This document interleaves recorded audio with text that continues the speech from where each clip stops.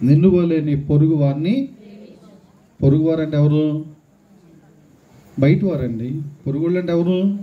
మన సమాజం వారు కాదు, మన సంఘం వారు కాదు, మన కులం వారు కాదు, మన గోత్రం వారు కాదు, మన రక్త సంబంధులు అంతకంటే కాదు. పొరుగువారు. పొరుగువారినే ప్రేమించమంటే అయిన వారిని ద్వేషించమన్నా దానికి అర్థం? పొరుగువారిని ప్రేమించండి అంతే, అయిన వారిని మాత్రం ఏడ్పించండి అన్నా దానికి అర్థం? ఏమ్మా బెన్నీ గారి పాప నవ్వుతున్నారు ఈ మాటకి. అయిన వారిని ఏడ్పించుకు తినేయండి అనా ఈ మాటలకు అర్థం? ప్రభునందు ప్రియమైనటువంటి వారులారా, నీ పొరుగు వారిని ప్రేమించమని దేవుని వాక్యం చెప్తుంది. ప్రియుడా అని సంబోధిస్తుంది ఎవరిని? ఆమె విశ్వాసురాలు. ప్రభునందు ప్రియమైనటువంటి వారులారా, సహోదరులుగా ఉన్న వారికి నువ్వు చేసిందల్లా విశ్వాసకి తగినట్టుగా చేయుము. నువ్వు చేస్తున్నటువంటి ప్రతి సహాయం, నువ్వు చేస్తున్నటువంటి ప్రతి విధమైనటువంటి మేలు నువ్వు ఎవరికి చేస్తున్నట్టుగా చేస్తావంటే దేవునికి చేస్తున్నట్టుగా నువ్వు చెయ్యి. ఎవరికి చేస్తున్నట్టమ్మా?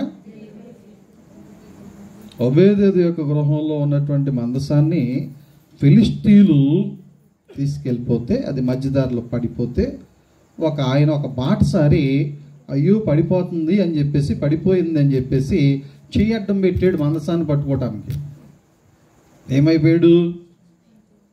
ఏమైపోయాడమ్మా? కాలిపోయి బూడిదైపోయాడు. ఎందుకని? మందసంలో దేవుడు ఉన్నాడు. దేవుడు ఏమై ఉన్నాడు? వెలుగై ఉన్నాడు. వెలుగంటే కొవ్వొత్తు వెలుగా. ఆ కొవ్వొత్తు వెలుగైనా కాలుతూ ఉంటే ఒక పావు గంట సేపు ఆ కొవ్వొత్తు అయిపోయిన దాకా ఆ చేతిని అలాగే పెట్టి ఉంటే ఆ చెయ్యి ఉంటుందా? కొవ్వొత్తు చిన్నదే కదా, కాలిపోతుందా కాలుతలేదా?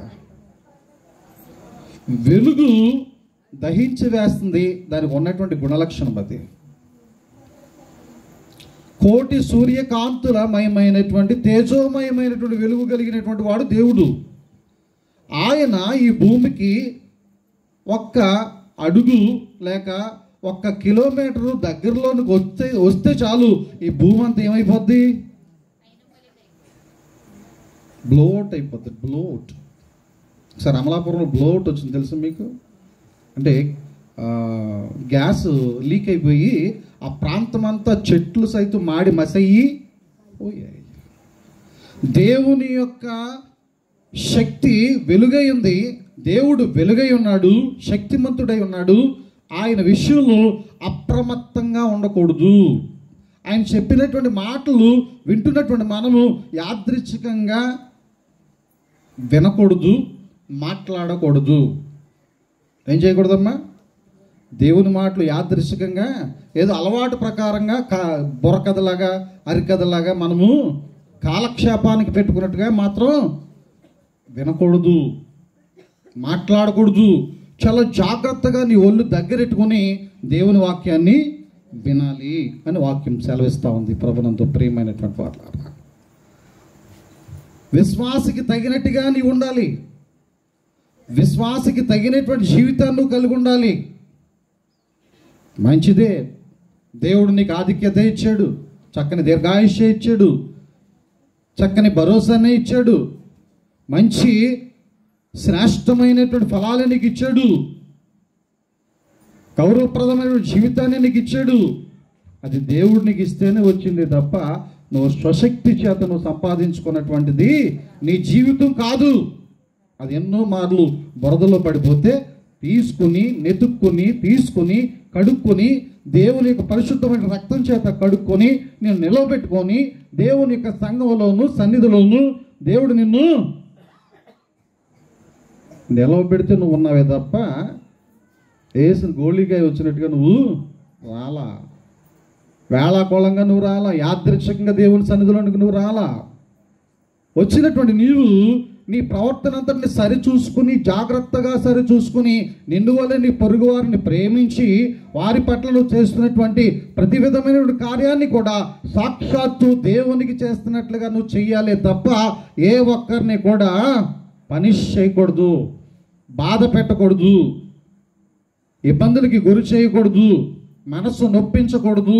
మరీ ముఖ్యంగా దేవుని యొక్క ప్రియమైనటువంటి విశ్వాసాల విషయమై నేను చెప్తా ఉన్న ఈ మాటలన్నీ కూడా ప్రభునందు ప్రియమైనటువంటి వాళ్ళ ప్రతి ఒక్కరూ కూడా గమనించి ఈ వాక్యాన్ని చాలా జాగ్రత్తగా నెమరు వేసుకుంటూ జీవితాన్ని మనం ముందుకు కొనసాగించాల్సిన అవసరం ఎంతో ఉంది, ఎంతో ఉంది.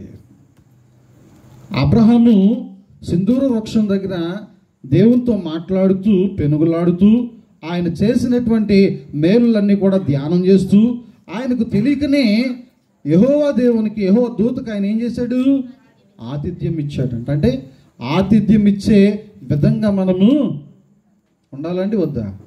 ఇప్పుడు ఏమిస్తున్నారు జాకబ్ గారు మనందరికీ? మీలో ఎవరిలోనూ మాలో ఎవరిలోనూ ఆయన నుండి భోంచేస్తాడేమో ఈరోజు?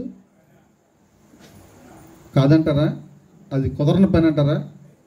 మీలో మాలోనని కాదు, మీలో ఎవరిలోనూ మాలో ఎవరిలోనూ లేక మనలో ఎవరిలోనూ ఎవరో ఒకరిలోనూ ఆయన ఉండి ఈరోజు భోజనం చేస్తారేమో. జాకబ్ గారి యొక్క ప్రేమ విందులు ఆయన పాల్గొంటారేమో. పాల్గొని ఆయన ఎంతో ప్రేమతో జాకబ్ గారి దంపతులను ప్రేమించి ఆయన దక్షిణాస్తం వేసి ఆశీర్వదించి దీవించి వెళ్ళటానికి ఆయన వచ్చాడేమో. ఈ టైప్ ఆఫ్ వే దారి మనం చూడాలి. మనోనేత్రాలు తెరవబడాలి. చూడాలంటే ఏం తెరవబడాలి? మన మనోనేత్రాలు తెరవబడి దేవుని యొక్క మార్గాలను మనం వెతకాలి. నన్ను వెతకండి ఏమన్నాడు ఆయన? ఏం వెతుక్కోమన్నాడు? పన్ను ఎత్తుక్కోమన్నాడా? బౌన్ ఎత్తుక్కోమన్నాడా? వస్త్రాలను ఎత్తుక్కోమన్నాడా? బంగారం ఎత్తుక్కోమన్నాడా? భూమిని ఎత్తుక్కోమన్నాడా? వెండిని ఎత్తుక్కోమన్నాడా? వెండి బంగారాల కంటే కోరదగింది ఏంటి? మంచి పేరు. ఆ మంచి పేరు నేను ఇస్తాను నీకు. నన్ను ప్రేమించేవారిని నేను ప్రేమిస్తాను, నన్ను గణపరిచేవారిని నేను గణపరుస్తాను. నన్ను వెతకండి, పరలోక రాజ్యాన్ని వెతకండి, పరలోక రాజ్య రాజునైనటువంటి నన్ను వెతకండి. అప్పుడు నేను మీకు ఏం కావాల్సినవన్నీ కూడా మీకు ఇస్తాను. అదొక్కటే వెతకరు, మిగిలినవన్నీ వెతుకుతాం. కానీ దేవుని సన్నిధిని మనము వెతికే విధంగా దావీదు అంటాడు, దేవా నా దేవుడవు నీవు, వేకువనే నిన్ను వెతికెదను, నీ బలమును ప్రభావమును చూడవలనని ఎంతో ఆశతో నేను కనిపెట్టుచున్నాను. దేంతో కనిపెడుతున్నాడండి ఆయన? ఆశ పడే ప్రాణాలను ఏం చేస్తాడు? తృప్తిపరుస్తాడు. ఆశపడే ప్రాణములను తృప్తిపరుస్తాడు దేవుడు. నేను చూడాలని ఆశ. కనిపించకుండా ఉంటాడా? మాట్లాడకుండా ఉంటాడా? దేవుడు వాక్యమై కూడా ఉన్నాడు, వెలుగై ఉన్నాడు, వాక్యం కూడా వాక్యమై ఉన్నాడు, వాక్ అయి ఉన్నాడు. దేవుని యొక్క మాటలు విన్నటువంటి ప్రవక్తలు లేఖనాల్లో ఎందరో దేవుని మాట ప్రకారంగా నడిచినటువంటి వారు అబ్రహాము దేవుని నమ్మెను, అది అతనికి నీతిగా. మనం నమ్మిన నమ్మికలో ఏముండాలంటండి? నీతి ఉండాలంటే. నీతి ఉండాలి. ఏమన్నాడు పిలాతు యేసు ప్రభుని? రాత్రికాల సమయంలో ఆయన భార్య చెప్పినటువంటి దర్శనాన్ని గుర్తించి ఈ నీతిమంతుని జోలికి పోవద్దని ఆయన భార్య చెప్పిన మాట విని చేతులు కడుక్కున్నాడు. దేవుని యొక్క వాక్యాన్ని ఆషామాషిగా చూడకూడదు.